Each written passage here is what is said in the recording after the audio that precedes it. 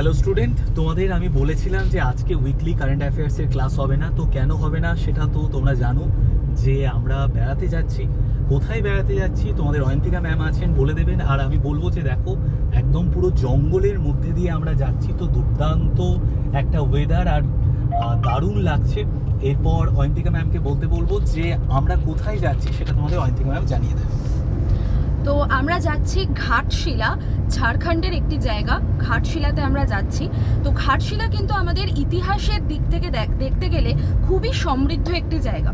তো ঘাটশিলাতে আমাদের মৌর্য থেকে শুরু করে গুপ্ত সাম্রাজ্য, আমাদের পাল সাম্রাজ্য, সমস্ত বিখ্যাত বিখ্যাত রাজা মহারাজারা কিন্তু রুল করে গেছেন।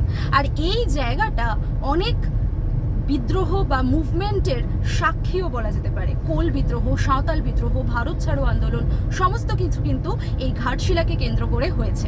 তো চলো, আমরা যেতে যেতে আরও অনেক গল্প করব তোমাদের সাথে। এটা দিয়ে শুরু হোক আমাদের যাত্রা।